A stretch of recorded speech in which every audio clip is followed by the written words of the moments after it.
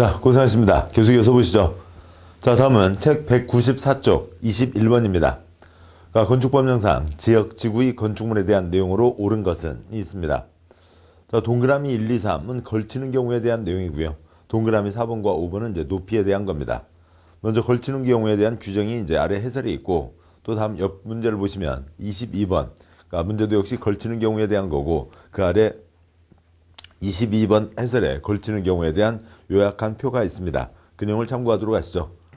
자, 그래서 지금 문제는 21번입니다만, 보시기에는 지금 22번 해설 내용을 먼저 보시자고요. 자, 걸치는 경우가 있죠. 그러니까 걸치는 경우에 대한 거는 예전에 건축법에 있었습니다. 그러다가 그것을 국토계획법으로 다 옮겼어요. 그럼 이제 국토계획법으로 다 옮기면 좋은데, 옮기면서 또 몇 가지가 남아 있습니다. 자, 그런데 중요한 내용은 이제 국토계획법 규정을 적용합니다. 국토계획법에서 기본 내용은 뭐였고요? 3366 공유방 녹각이죠. 그리고 그거는 이제 시험에 많이 나오는 내용입니다.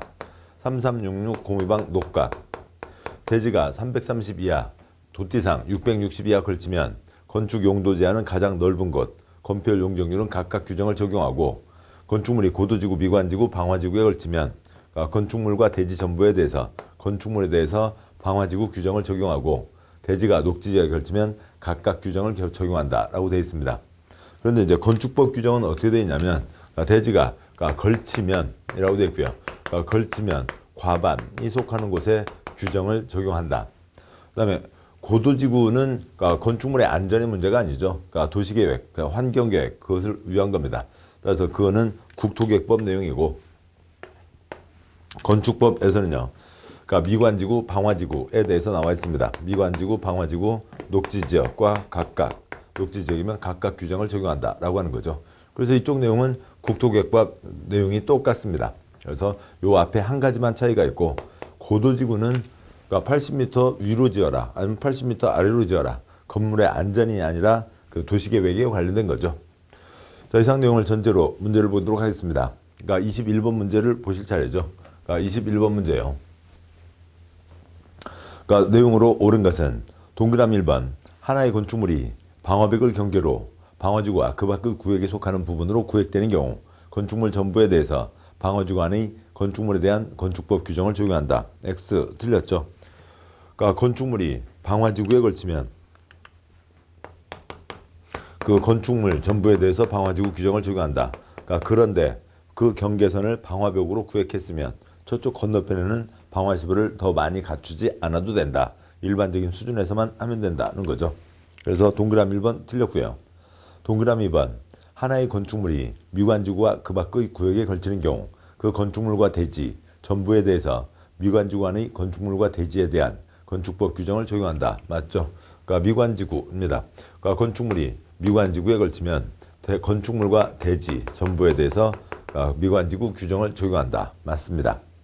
동그라미 3번, 대지가 녹지지역과 관리지역에 걸치면서 녹지지역 안의 건축물이 취락지구에 걸치는 경우에는 건축물과 대지 전부에 대해서 취락지구에 대한 건축법 규정을 적용한다. 취락지구 그런 건 없죠. 취락지구 없고요. 3번 틀렸고요. 4번, 시장군수는 도시관리를 위해서 필요하면 가로구역별 건축물의 높이를 시군의 조례로 정할 수 있다. 조례로 정한다. 그러면은 쓰레기봉투를 떠올리시자고요. 쓰레기봉투면은 그 지역 전체에 똑같은 쓰레기봉투를 하는 거죠. 어느 가로구역별 높이를 조례로 정한다. 그러면은 그 지역에서는 가로구역별 높이는 다 똑같이 한다. 말이 안 되잖아요. 이 블럭은 몇 미터, 이 블럭은 몇 미터, 블럭마다 정하는 거죠. 가로구역별 건축물의 높이를 시장 군수가 정할 수 있는 겁니다. 중요한 결정, 심의 거쳐 결정하는 거겠죠. 그래서 가로구역마다 높이를 정한다. 조례로 정한다. X. 그 뜻을 이해하셔야 되고요. 5번, 상업지역에서 건축물을 건축하는 경우 1조 확보를 위해서 건축물을 인접대지 경계선으로부터 1.5m 이상 띄어 건축해야 된다. 이렇게 되지는 않죠. 이제 그 1조 확보를 위한 높이 제한은 내용은 따로 곧 보겠습니다만, 거기에서는 아무튼 동그라미 5번 틀렸고, 그거에 대해서 보시면 다음 쪽 23번 문제에 관련된 해설이 있긴 한데, 거기 가서 다시 보도록 하시죠. 그래서 다시 와서요. 21번에 동그라미 5번, 상업지역이 아니라 전용 주거지역, 일반 주거지역에서 9m 이하, 높이가 9m 이하면 1.5m 이상을 띄어야 된다. 뭐 동그라미 5번은 여기저기가 다 틀려 있습니다. 그래서 맞는 것은 2번이 되는 거죠. 22번 문제예요. 1000제곱미터 대지가 그림과 같이 각 지역 지구에 걸치는 경우 건축법령상 건축물 대지에 적용되는 규정으로 옳은 것은 미관지구와 그다음에 녹지지역이 있습니다. 미관지구와 녹지지역이 있는데 먼저요. 미관지구에 건축물이 걸치면이죠. 건축물 걸쳐 있지 않습니다. 그러면 각각이죠. 다음에요. 녹지지역에 대지가 녹지지역에 걸치면 지금 대지가 녹지지역에 걸쳐 있죠. 녹지지역과 미관지구에 걸쳐 있습니다. 그러면 각각 규정을 적용한다. 이쪽에 대한 예외 규정은 방화벽, 그다음에 녹지지역의 건축물이 미관지구, 방화지구에 걸치면 이 되는 건데 그쪽 예외 규정에도 해당이 없는 거죠. 그래서 그냥 다 모두 다 각각 규정을 적용하는 겁니다. 녹지지역 땅은 녹지지역, 그다음에 미관지구 땅은 미관지구, 건축물은 녹지지역에만 있으니까 녹지지역 규정을 적용하게 되죠. 전부 다 각각 규정을 적용한다. 답은 2번이 됩니다. 건축물은 녹지지역에만 있죠. 녹지지역 규정을 적용하고 대지는 400제곱미터는 녹지지역, 그 다음에 600제곱미터는 미관지구 규정을 적용하게 됩니다. 답은 2번이 되는 거죠. 다음 문제요. 23번 문제. 건축법령상 지역 지구 안에서의 건축 제한에 대한 내용으로 옳은 것은 동그라미 1번 건축물이 미관지구에 걸치는 경우 건축물과 대지 전부에 대해서 미관지구 안의 건축물 대지 건축법 규정을 적용한다. 맞죠? 건축물이 미관지구에 걸치면 미관지구의 규정을 적용한다. 1번이 맞습니다. 동그라미 2번 시장은 건축물의 용도 형태에 관계없이 동일한 가로구역 안에서는 건축물 높이를 동일하게 적용해야 된다. 정해야 된다. 틀렸죠? 높이 제한형. 가로구역별 높이 제한이 있고 다음에 1조 확보를 위한 높이 제한이 있습니다. 가로구역을 단위로 가로구역 우리가 흔히 얘기하는 블럭이죠. 가구라고도 합니다만 가로구역별 높이 제한. 첫 번째요. 허가권자니까 특특, 시, 군, 구는 가로구역을 단위로 해서 높이를 정할 수 있다. 그래서 가로구역을 단위로 높이를 정한다는 거죠. 이렇게 도로로 둘러싸인 블럭들이 있으면 각 블럭마다 이 블럭은 몇 미터, 이 블럭은 몇 미터들을 정한다고요. 첫 번째, 이 블럭은 80m 이하로 정하라. 그렇게 정할 수 있습니다. 다음에 두 번째요. 이 블럭에서도 80m 이하로 한다. 그런데 그 중에 예를 들어서 업무시설은 80 이하로 하고 그다음에 기타 판매시설은 70 이하로 하고 기타는 60 이하로 하라. 용도, 형태에 따라서 달리 정할 수도 있고요. 또 80m 블럭이라고는 되어 있지만 이쪽이 큰 사거리면 여기에 들어서는 땅은 이 땅에 들어서는 건축물은 얘는 100제곱미터 이하로 할 수도 있다. 완화해 줄 수가 있습니다. 7번 보시죠. 시장수구청장은 가로구역별로 높이를 정한다. 그런데 용도 형태에 따라 달리 정할 수 있고 특정한 대지에 대해서는 완화해서 적용할 수 있다. 두 번째요. 시장군수구청장이 정하는데 서울시에 25개 구가 있죠. 구마다 따로 정하면 시가지가 어수선해질 수 있습니다. 그런 특별한 경우에는 특별시, 광역시에서 정할 수 있다. 더 윗사람이 받아서 이 전체를 한번 특별시, 광역시 전체를 윗사람이 쭉 정해갈 수 있다라고 하는 거죠. 자, 이상이 가로구역별 높이 제한이고 다음 두 번째요. 1조 확보를 위한 높이 제한. 햇볕 쬐고 살자는 거죠. 내 햇볕 챙기자보다 더 중요한 건 우선 남해를 가리지 말자라고 하는 겁니다. 자, 그러면 깐난 애기들 똥기저귀 보송보송 말리자. 그걸 떠올려 보자고요. 주거지역입니다. 주거지역인데 전용 주거지역, 일반 주거지역이죠. 준주거지역은 그 상업기능이 추가되어 있으니까 건물을 다닥다닥 지어야 됩니다. 거기에 건축하는 모든 건축물은 김밥집도 용도 변경할 수 있으니까요. 모든 건축물은 인접대지 경계선부터 해서 높이가 9m까지는 1.5m를 떼고 그 다음에 그 위로는 2분의 1, 높이의 2분의 1을 넘지 마라. 남쪽, 북쪽이면 해가 죄송합니다. 여기가 북쪽이고 여기가 남쪽이면 해가 남쪽으로 돌죠. 따라서 이렇게 지어야 북쪽 아저씨 해를 가리지 않는다라고 하는 겁니다. 그래서 우선은 정북 방향에서 거리를 떼는 게 원칙. 그런데 북쪽에 문제가 없으면 정남 방향에서 거리를 뗄 수도 있다. 두 번째요. 그러면 전용 주거지역, 일반 주거지역이 아닌 다른 곳에 그 부모님 살고 계시고 그 집에서 태어난 깐나래기는 똥구멍이 빨갛게 짓물러야 되냐고요. 다른 지역이라 하더라도 무슨 건축물이요? 공동주택에 살고 있는 그 공동주택에 살고 있는 갓난아이를 위해서 거기에는 햇볕이 쫙 들어가야 된다. 통기저귀 햇볕으로 보송보송 말려야 된다. 기타 다른 지역입니다. 기타 지역인데, 근데 여기서 이제 햇볕 쬐자라고 하는 건데, 명동 남대문 그 한가운데에서 거기서 햇볕 쬐자고 건물을 멀찍멀찍 떼놓을 수는 없잖아요. 중심 상업, 일반 상업 지역은 제외한다. 거기에서는 각 공동주택은 옆 단지 해를 가려도 안 되고, 그다음에 옆동 해를 가려도 안 된다.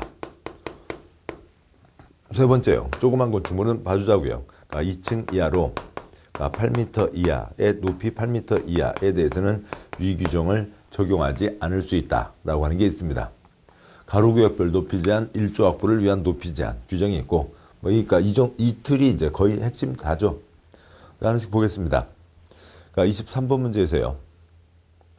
동그라미 1번 맞고요. 동그라미 2번, 시장은 건축물의 용도 형태에 관계없이 동일한 가로구역 안에서는 건축물 높이를 동일하게 정해야 된다. X 틀렸죠. 하나의 구역이지만 용도 형태에 따라 달리 정할 수 있다. 동그라미 3번, 전용 일반 주거지역 안에서 모든 건축물 건축하는 경우에는 건축물 각 부분을 정남 방향에서 떼는 게 아니죠. 정북 방향에서 떼는 게 원칙. 정북 방향 인접대지 경계선으로부터 거리에 따라 대통령으로 정하는 높이를 해야 된다. 정남 방향 예외는 신도시 등등등 북쪽에 문제가 없을 때 그 사유가 쓰여야 됩니다. 3번 틀렸고요. 동그라미 4번, 정북 방향으로 도로 등 건축이 금지된 공지에 접하는 대지인 경우, 정북 방향에 북쪽 아저씨가 없다고요. 북쪽을 걱정할 필요가 없다고요. 그럼 이걸 바꿔서 남쪽에 살 수도 있죠.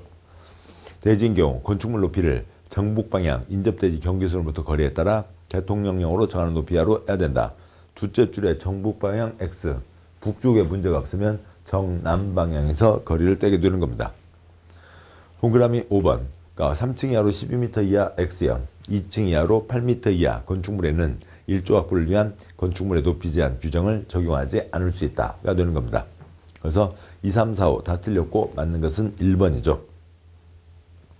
24번 문제요. 건축물의 높이 제한에 대한 내용이다. 틀린 것은 동그라미 1번, 전용 주거지역, 일반 주거지역 안에서 건축하는 건축물의 높이는 1조 확보를 위해서 원칙적으로 정남 방향 인접대지 경계선으로부터 거리에 따라 대통령으로 정하는 높이하로 해야 된다. 두째 줄에 원칙적으로 정남 방향 X요. 정북이죠. 해가 남쪽으로 돕니다.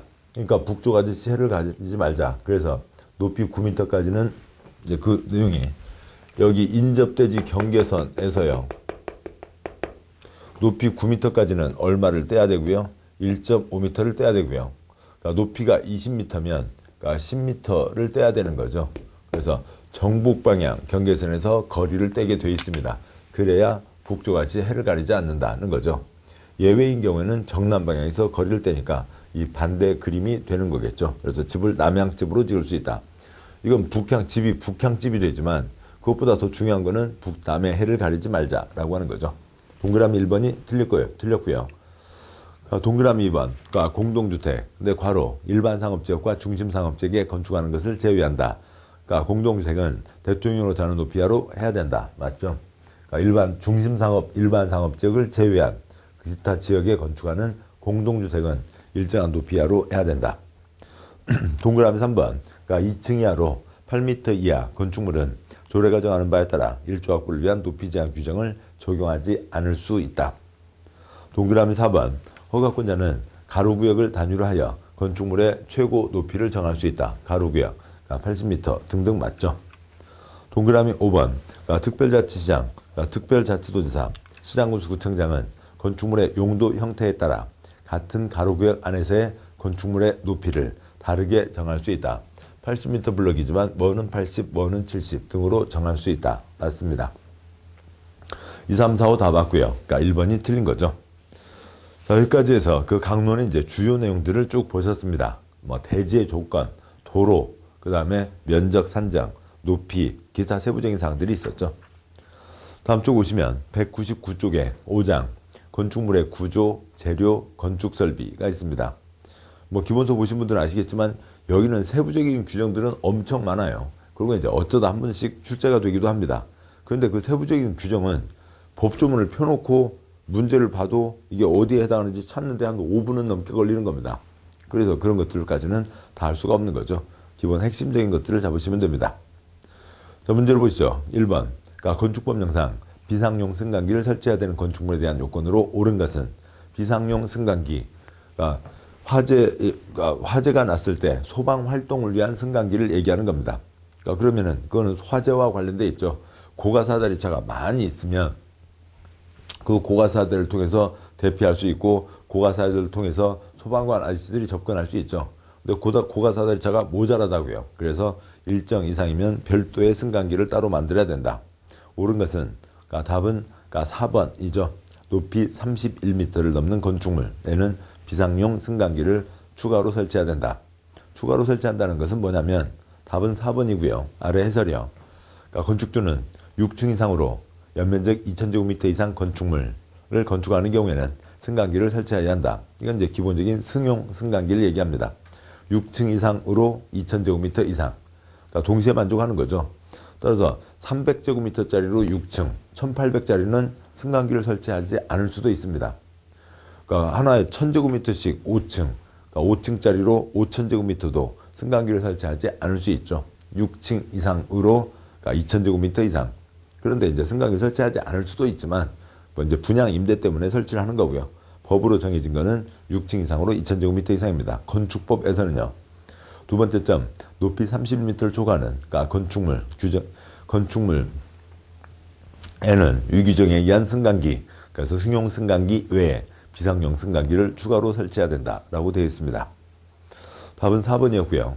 그러니까 2번 문제요. 그러니까 일정한 건축물의 건축주는 해당 건축물의 설계자로부터 구조안전 확인 서류를 받아 착공 신고를 하는데 그 확인 서류를 허가권자에게 제출해야 된다.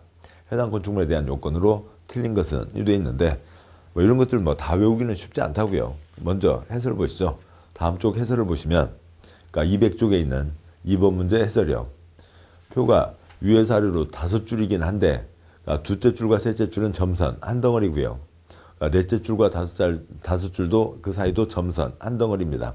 즉 표가 세 덩어리가 있는 겁니다. 그러니까 먼저요. 그러니까 첫째 줄에 해당하는 거예요. 그러니까 건축하려면 허가를 받아야 되죠. 그게 원칙입니다. 그래서 지붕 있는 것들은 건축물이죠. 따라서 지붕 있는 모든 것들은 거기서 사람들이 생활 활동을 하고 있으니까 설계자가 이게 구조안전, 국토부장관이 정하는 기준이 따로 있습니다. 그 구조안전에 그러니까 적합한지, 그러니까 그것에 어긋나서는 안 되는 것들을 다 설계자가 확인하고 그것에 맞게 설계를 해야죠. 그래서 구조안전 확인 대상 설계자가 구조안전을 확인해야 된다. 그래서 건축 허가 대상 건축물은 구조안전 확인 대상 건축물이라고도 할 수 있습니다. 그럼 또 그거에 대해서는 지방자치단체가 허가를 내주거나 신고를 받을 때 내진 성능을 확보하고 있는지 여부를 확인해야 됩니다. 그러니까 지진 엄청나게 일어나고 있죠. 예전보다 훨씬 더 많아지고 있고 다음에 강도도 점점 세지고 있습니다. 우리나라에도요. 자, 그러고 있는데 내진 성능을 갖추고 있는지를 지방자치단체가 확인해야 된다. 그러니까 표로 둘째 줄, 셋째 줄, 큰 두 번째 덩어리는 구조안전 확인 대상 건축물 가운데, 즉 허가받아야 되는 건축물, 지붕 있는 건축물 가운데 건축주가 착공 신고 때 허가권자에게 구조안전 확인 서류를 제출해야 하는 대상이 있습니다. 그러니까 건축주요. 그러니까 건물을 이제 건축 공사를 발주하고 다음에 아무튼 돈 떼도 나중에 분양임대 수익을 벌 사람이죠. 그 사람이 그냥 돈만 다 맡기고 서류도 설계자 통해서도 없고 다 그냥 그 사람은 돈만 내고 뒷줄만 지고 있으면 안 된다고요. 한번 자기가 짓고 있는 이 건물이 어떤 식으로 돼 있는지 그 서류라도 손해라도 한번 잡아보라고요. 그래서 건축주가 그 서류를 설계자한테 받아서 구조안전 확인 서류를 지방자치단체에 내야 된다. 손으로 한번 잡아보기라도 해라 라고 하는 겁니다. 그게 3층 이상 면적 500제곱미터 이상, 높이 13m 이상, 초반 높이 9m 이상, 기둥 사이거리 10m 이상, 문화유산, 그다음에 지진구역에 있는 건축물, 특수구조 건축물 등등을 얘기하는데 이걸 다 어떻게 외우기는 쉽지 않다고요. 큰 틀들을 잡아가시자고요. 그다음에 표에 넷째 줄, 다섯째 줄, 큰 세 번째 덩어리는 구조안전 확인 대상 건축물 가운데, 즉 허가받아야 되는 건축물, 지붕 있는 건축물 가운데 설계자가 건축 구조 기술사의 협력을 받아야 하는 대상이 있습니다. 그러니까 첫째 줄에 설계자가 국토부 장관이 청해서 발표한 구조 확인 기준, 그것에 맞춰서 구조 안전 기준에 맞춰서 그러니까 설계를 하겠죠. 그런데 이 지금 세 번째 덩어리는 설계자가 지 마음대로 설계할 수가 없고 건축 구조 기술사라고 하는 더 전문 자격증 가진 사람에게 도면을 보내서 도장을 받거나 아니면 그러니까 전문 자격증 가진 사람이 도면을 그려야 된다고요. 그쪽에 협력을 받아야 된다. 그 대상은 6층 이상, 지진구역 중 특별한 건축물들, 그다음에 특수구조 건축물, 다중이용 건축물, 준다중이용 건축물이 있습니다. 그래서 다시 정리를 해보면 그 세부적인 요건들을 다 볼 수는 없고 층으로만 따지면 1층짜리는 그러니까 건축 허가를 받아야 되고 구조 안전 확인해야 되고 대진 성능을 확보한다. 그다음에요 3층 이상은 그 손해라도 한번 잡아봐라. 그러니까 6층 이상은 설계자가 지 마음대로 할 수 없고 그러니까 더 전문 자격증의 도장을 받아야 된다라고 하는 이제 세 덩어리로 구분이 되는 겁니다. 그 중에 이 두 번째 덩어리 그러니까 건축주가 구조 안전 확인 서류를 제출해야 된다라고 하는 거죠. 그러니까 문제 와서요. 그러니까 2번 문제. 그래서 그러니까 건축주가 그러니까 구조 안전 확인 서류를 허가권자에게 제출하는 대상. 뭐 동그라미 1번, 그러니까 층수 3층 이상. 동그라미 2번, 연면적 100제곱미터 이상. 동그라미 3번, 높이 8m 이상이 아니라 그러니까 높이가 아까 13m였네요. 그다음에 그러니까 4번, 초반 높이가 9m 이상. 5번, 기둥 사이 거리가 10m 이상인데 뭐 쉽지 않다 하더라도 그러니까 1층, 3층, 6층은 잡았잖아요. 3층 이상입니다. 3층 이상인데 3층. 그러니까 물론 이제 어지간하면 이제 건축 비용을 줄이기 위해서 낮게 잡을 수도 있지만 건축법에서 기본이 4m로 산정한다. 층의 구분이 명확하지 않으면 4m로 산정한다는 게 있었죠. 따라서 3층 이상이면 12m와 가까운 숫자가 되어야 될 겁니다. 8m가 아니고요. 그래서 해설에 있는 작은 3번 높이가 13m 이상입니다. 자, 이 문제가 있었고요. 다음 문제 보시죠. 200쪽에 3번 문제. 그러니까 비상용 승강기 설치해야 되는 거는 뭐 답은 4번이죠. 높이 32m를 넘는 건축물이 있습니다. 그러니까 다음에요. 4번 문제. 그러니까 건축법령상 실내 건축의 재료, 장식물에 해당하는 것을 모두 고른 것은 좀 뭐 세부적인 사항이긴 합니다. 그러니까 그런데 법 개정으로 추가되었고 법 개정됐다고 모든 게 다 들어오는 건 시험에 나오는 건 아닙니다만 이제 뭐 아무튼 이쪽 구조 설비와 관련된 쪽에서는 아주 세부적이고 지엽적인 내용들이 많습니다. 그중에 이제 얘기 한번 나온 적이 있습니다. 실내 건축 우리가 흔히 얘기하는 이제 인테리어를 얘기하는 거죠. 우선 답은 5번이고 지금 200쪽 4번 문제 박스에 있는 가나 다라마 5가지 전부 다가 실내 건축 재료 장식물에 해당합니다. 어느 건물 이제 인테리어 공사들 많이 하잖아요. 어느 가게 나가고 다른 가게 들어옵니다. 그러면 이제 그 공사를 하는데 그것과 관한 거죠. 처음에 건물을 지어 올리는 것 그것만이 문제가 아니라 인테리어 하면서 제대로 안 갖춰서 여러 가지 사고들이 자주 생기고 있습니다. 그래서 이제 만든 규정이라고요. 근데 이 여미 문제의 초점은 우리가 어느 가게에 들어가서 앉아서 그러니까 식사를 하실 때 눈에 보이는 것뿐만이 아니라 그 가게가 그러니까 예전에 다른 가게가 있었고 다른 가게 나가고 지금 이 가게가 처음 들어올 때 거기 그 공사할 때 관련된 모든 것들이 다 우리 안전에 영향을 미치는 거잖아요. 우리 눈에 안 보이는 이 단자, 천정이라고 하죠. 천정 그 위에 있는 어떤 전기 파이프들 또 아니면 하수도 파이프들 또 우리 눈에 보이지 않는 이 벽체 안쪽에 있는 여러 가지 전기줄들 그런 것들이 다 우리 안전과 관계되어 있는 겁니다. 그 모든 것들을 인테리어하는 시공자는 잘 다 관리를 해야 되겠죠. 잘 운영을 해야 됩니다. 그거에 대한 거라고요. 그러면 가번, 4번 문제, 박스에 가번, 그러니까 배수시설, 물 잘 빠지게 해야죠.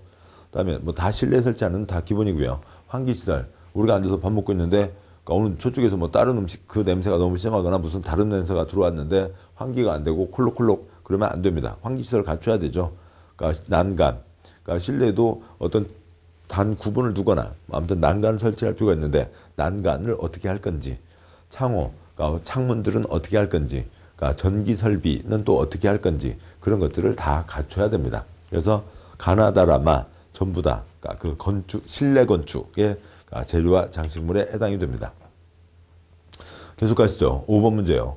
그러니까 건축법령상 건축물의 가구 세대 간 소음 방지를 위한 경계벽을 설치하는 경우가 아닌 것은, 그러니까 소음 방지를 위한 경계벽 뭔가를 하고 있는데, 그러니까 옆방에서 또한 옆집이라고 할 수도 있고 옆방에서 꿍꽝 시끄러워서 여기서 뭔가를 못 하겠다고요. 그러면 안 되죠. 그래서 경계벽을 설치하게 되는데 그거에 대해서 특별한 규정이 정해져 있는 겁니다. 어느 공간이라도 다 조용하면 좋죠. 여기서 마음껏 떠들어도 옆집에 피해를 안 끼치면 마음껏 떠들 수도 있겠고, 또 옆방에서 아무리 마음껏 떠든다 하더라도 내가 아무 피해 없이 조용히 공부하고 우리 아이 조용히 잠잘 수 있으면 좋겠습니다. 근데 모두 다 그럴 수는 없잖아요. 모든 벽판마다 소음 방지를 위한 모든 것들을 다 갖출 수는 없을 거라고요. 그러면 그것을 특별히 갖춰야 될 것도 있고 그것을 그렇게 센 요건을 갖추지 않는 것도 있을 겁니다. 즉 5번 문제예요. 소음 방지가 꼭 중요한 4가지가 있는 거고 덜 중요한 어떤 한 가지가 있는 거라고요. 그걸 구분하셔야죠. 그 아래 해설에 있는 그 모든 내용, 그러니까 이런 것들을 다 우리가 외울 수는 없는 거라고요. 문제를 보면서 그런 식으로 접근을 하셔야 됩니다. 그러니까 1번 숙박시설의 객실, 아이들 데리고 어디가 여행을 갔습니다. 또 아니면 그러니까 출장을 와서 일을 하고 하루 종일 일하고 저녁에 자고 또 내일 또 일을 해야 됩니다. 조용히 해야죠. 2번 공동주택 중 기숙사의 침실, 그러니까 공장, 학교에서 그러니까 열심히 일하고 열심히 공부했고 조용히 잠을 잘 수 있어야 됩니다. 3번 판매시설 중 상점, 이쪽 가게 저쪽 가게, 물론 조용하면 좋죠. 근데 이쪽 가게에서 물건 팔고 있는데 옆쪽 가게에서 우리들은 뭐 이런 물건들이 있어요. 손님들 많이 왔다 갔다 하고 그런 것들 전혀 안 들려야 될까요? 글쎄요, 그건 뭐 판단의 문제입니다. 동그라미 4번 학교의 교실, 이쪽 방에서는 선생님이 뭔가 무슨 얘기를 하시고 애들이 막 깔깔깔 웃고, 또 저쪽 방에서는 아이들이 무슨 잘못을 했고 선생님이 내 이놈 하고 지금 혼내고 계시고, 그러니까 그것들이 뭐 다 똑같이 들리면 복잡하겠죠. 5번 의료시설의 병실, 환자분들이잖아요. 조용히 휴식을 취하고 안정을 취하고 그다음에 빨리 나으셔야 됩니다. 그런 것 중에서 그러면 5가지가 있네요. 그 중에서 그래도 좀 참을 수 있는 곳이 어디예요? 좀 그래도 그러니까 괜찮은 곳이요. 그러니까 좀 조금 시끄러워도 괜찮은 건 답은 3번이 되는 거겠죠. 뭐 이런 식으로 접근하는 게 아니라 해설에 있는 그 모든 내용을 외우세요. 외웠습니다. 자, 그러면 이것이 답입니다. 이렇게 할 수도 있겠죠.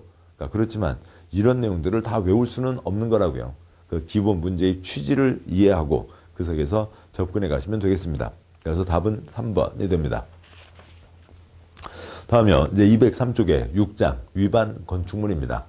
뭐 여기는 그러니까 건축법은 잘 지켜야 된다. 위반에 대해서 이러저런 저런 조치를 하겠다라고 하는 것들이 걸려 있긴 한데 실제로 또 문제 나온 양들은 그렇게 많진 않아요.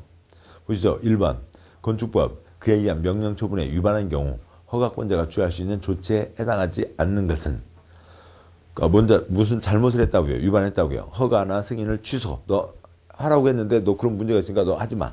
공사 중지 명령, 건축물 철거 명령, 건축물의 사용 중지 명령, 사용 제한 명령. 4번 건축물의 용도 변경 명령. 5번 벌금의 부과 등이 있는데 다 위반했을 때 걸리는 겁니다. 근데 이거는 처음 봤을 때는 쉽지 않죠. 왜냐하면 허가권자가 취한다. 또 이쪽은 위반했다라고 하는 건데 위반한 상황만 지금 눈에 보이고 위반한 상황에 대한 어떤 조치가 눈에 보이는 거죠. 허가권자가 한다. 이게 잘 보이지 않는 거라고요. 답은 5번이 되는데 해설을 보시면 동그라미 5번 벌금은 징역과 더불어 형법에 규정되어 있는 형의 종류 가운데 하나이다. 따라서 징역, 벌금 등 행정, 형벌, 형벌이요, 과자, 전과자가 되는 거죠. 하는 것은 법원에서 판사가 판결하는 겁니다. 관청에서 징역, 벌금을 때리는 건 아니라고요. 동그라미 5번에 그러니까 징역을 살리는 것. 그러면 징역을 어디 시청 지하 창고에 가서 징역 살고 있는 거 아니잖아요. 그러니까 교도소에 따로 가는 거죠. 사법부 관할입니다. 따라서 그러니까 그렇게 나면 이해가 되시는데 벌금이어서 좀 그러니까 그렇죠. 아무튼 징역과 벌금 같은 형벌입니다. 형벌은 형사 처분이고요. 판사가 결정하는 겁니다. 답은 5번. 아무튼 뭐 그런 가닥까지도 예전에 나온 적이 있습니다.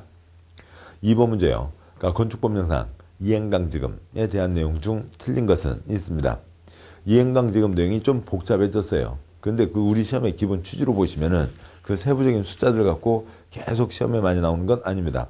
우선 그러니까 다음 쪽 2가지 해설을 보고 오도록 하시죠. 204쪽에 있는 2번 문제 해설을 보겠습니다. 204쪽에 있는 2번 문제 해설을 보시면 뭔가 잘못을 했다고요. 잘못했으니까 맴매, 그러니까 벌을 때리는 거죠. 행정벌입니다. 벌이니까 이건 과거 잘못에 대한 처벌이고 한 번만 때리는 거죠. 어느 아이가, 그러니까 그 뭐 중학생 아이가요, 방학 동안에 1시간 그러니까 컴퓨터 게임할 수 있게 허락을 받았는데, 그런데 하루 종일 컴퓨터 게임만 하다가 저녁에 그러니까 그 어머님한테 이제 들켰습니다. 그러니까 그래서 그날 혼나고요. 수요일 날이요. 그다음에 목요일 날, 그러니까 그 또 집에서 또 혼나고요. 그다음에 금요일 날은 어떻게 뭐 바빠서 뭐 넘어갔네요. 토요일 날 할머니 집에 가서 또 혼나고요. 그러니까 일요일 날 외삼촌 오셨는데 또 혼나고요. 애기 기분 좋겠어요? 아닌 거죠. 혼낼 때 따끔하게 한 번 혼내면 되는 거지. 그걸 갖고 몇 번을 혼낼 거냐고요. 그게 아니잖아요. 벌은 몇 번만요? 한 번만요. 죄 지은 거는 한 번만 처벌을 받는 겁니다. 그게 행정벌이죠. 행정형벌과 행정질서벌이 있습니다.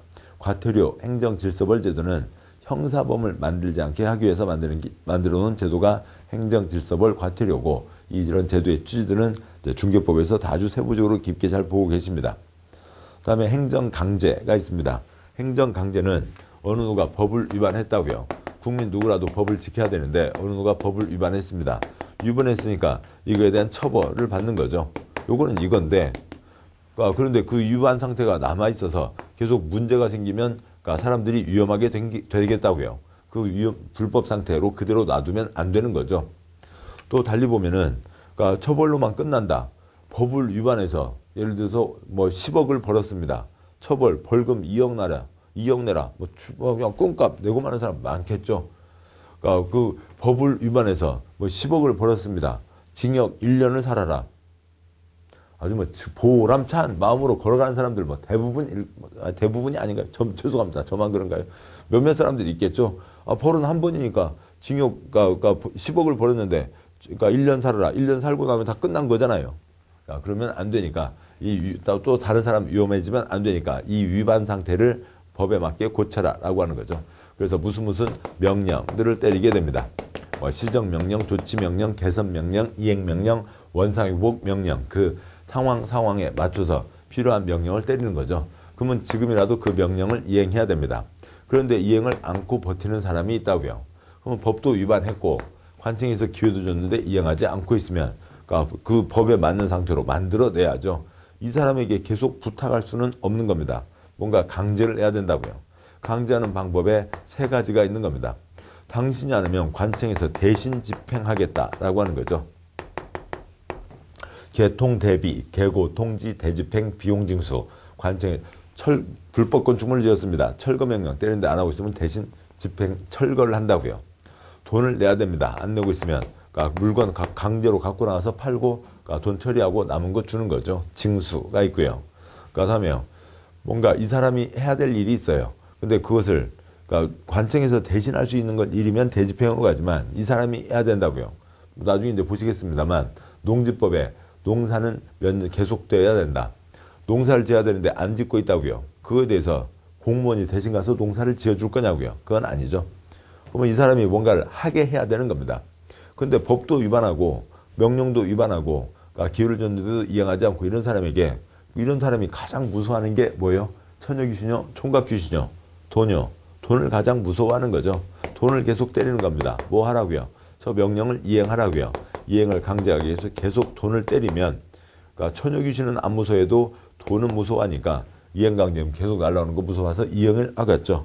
그래서 어떤 식으로든 결과적으로 법에 정해진 목적을 이루어내는 겁니다. 그런 상황을 만들어내는 거죠. 행정청에서 강제를 통해서 법의 목적한 바를 이루어낸다. 행정강제라고 하는 게 있습니다. 아무튼 요거에 대한 게 하나 있고요. 다음에 이제 그 이행강제금이 국토계획법, 그 다음에 여기 건축법, 그리고 농지법에 있는데요. 건축법의 이행강제금, 이제 부과 기준이 상당히 세부적으로 바뀌었습니다. 그런데 그런 숫자들을 너무 깊게 초점을 두실 필요는 아니겠고, 두지는 않으셔도 되겠고, 보도록 하시죠. 중요한 4가지 위반이요. 건축법의 이행강제금, 중요한 4가지 위반, 허가 위반, 신고 위반, 건폐율 위반, 용적률 위반에 대해서는 위반 면적 곱하기 50%, 1년에 2회 이내에서 때립니다.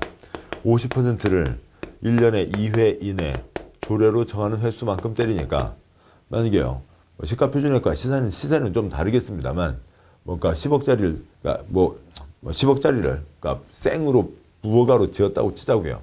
그러면 50% 5억을 1년에 두 번씩 때리니까 그러면 10억. 그 다음에 내년에 또 10억. 그 다음에 또 10억. 아무튼 50% 1년에 한 번이나 두 번들을 계속 때려가는 거죠.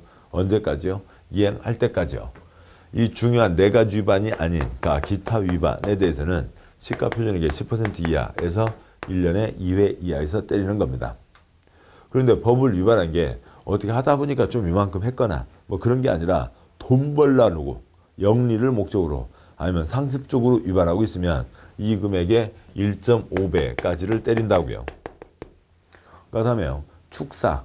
축사 같은 경우는 그러니까 생업과 관련된 거죠. 농사 지으면서 소도 필요하고 돼지도 필요하니까 조금 더 했다고요. 그러니까 그런 것들은 0.8배 이하로 때린다. 좀 봐주자라고 하는 거죠. 물론 이제 수도권과 비수도권에서 규모에 대한 차이가 있습니다만 그건 세부적인 거고요. 그러니까 다음에요. 85제곱미터 이하 주거용 건축물 사람 사는 찌끔한 것은 봐주자고요. 그건 0.5배. 그러니까 그리고 이 85제곱미터 이하 주거용 건축물은 총 5회 이하에서만 때린다라고 되어 있습니다. 뭐 얘는 따로 횟수 규정이 없으니까 그러니까 이 원칙 규정에 같이 가겠죠. 근데 아무튼 써져 있지는 않습니다. 그러니까 총 5회 이하에서만 때린다는 건 85제곱미터 이하 주거용 건축물에만 정해져 있습니다. 아무튼 이행강제금의 취지요. 법을 위반했다고요. 그다음에 이행강제금의 부과 기준에 대해서 한번 그러니까 뭐 보시는 때마다 계속 눈여겨 보실 필요는 있습니다. 자, 문제를 보시죠. 그러니까 문제요. 203쪽에 2번 문제를 가시죠. 그러니까 2번 문제. 이행강제금 내용 중 틀린 것은 동그라미 1번. 허가권자는 이행강제금 부과처분 받은 자가 이행강제금을 납부기한까지 내지 않으면 돈 내라고 했는데 내지 않으면 지방세회 수익금 징수에 관한 법률에 따라 징수한다. 돈 내라고 했는데 안 내면 징수하는 건 당연하죠. 그 법 이름은 관계없고요. 관청에서 걷는 돈이 꼭 지방세만 걷냐고요. 다른 이러저러한 돈들 걷죠. 그런 법이 있습니다. 동그라미 2번. 허가권자는 최초 시정명령 있었던 날을 기준하여 1년의 2회 이내 범위에서 해당 지방이 조례로 정하는 횟수만큼 시정명령이 이행될 때까지 반복하여 이행강제금을 부과 징수할 수 있다. 맞고요. 3번 85제곱미터 이하 주거용 건축물에 대해서는 법정 이행강제금의 2분의 1 범위에서 조례로 정하는 금액을 부과한다. 맞고요. 4번 허가상 건축물을 허가받지 않고 건축해서 벌금이 부과된 자에게는 이행강제금을 부과할 수 없다.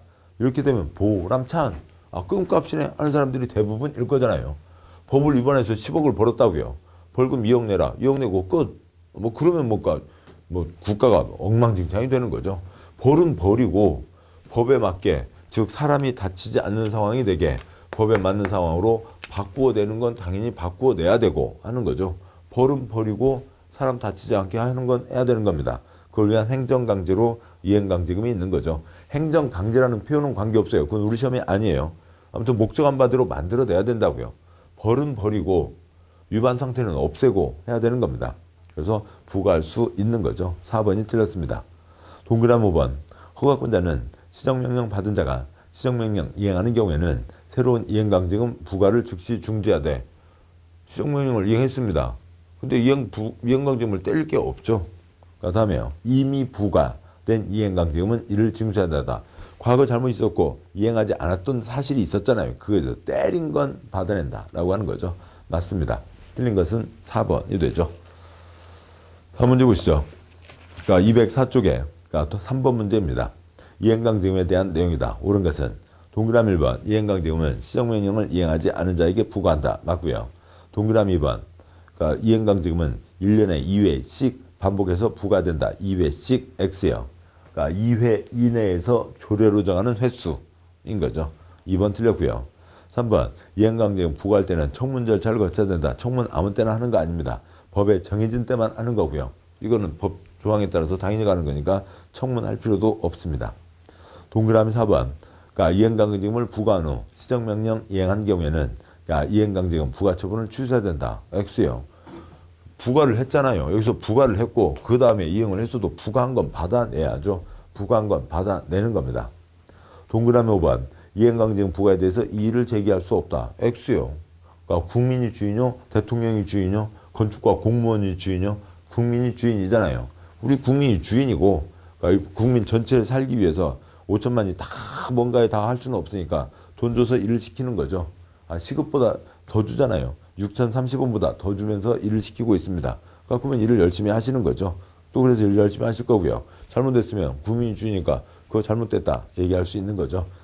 이의신청 또 아니면 행정심판, 행정소송 제기할 수 있습니다. 그러니까 재산권에 영향 미치는 처분에 대해서는 행정심판이나 행정소송 제기할 수 있고요. 법에 행정심판이 아니라 이의신청을 하라라고 되어 있으면 이의신청 가지만 그거는 이제 그러니까 그쪽 행정심판법, 절차법에 대한 내용이고 아무튼 그러니까 이의를 제기할 수 있습니다. 없다 틀렸고요. 따라서 옳은 것은 1번이 되죠. 자, 여기까지 해서요. 그러니까 건축법 내용들을 보셨습니다. 그러니까 건축법은 그러니까 계속 말씀드렸듯이 다 토막 사항들이죠. 그래서 그 토막 사항들을 이해하시면 되고 그리고 어떤 상황을 그려내시면 숫자는 몇 번만 반복하시면 다 몸에 붙게 되고요. 그래서 그 상황들을 이해하시면 쉽고 그래서 6개 법 중에서 건축법이 기본서 내용을 잘 들으시면 아주 편하게 공부하실 수 있는 다른 법에 비해서 가장 공부하시기 나은 법입니다. 자, 고생하셨고 잠깐 쉬고 그다음에 주택법 이어가도록 하시죠. 수고하셨습니다.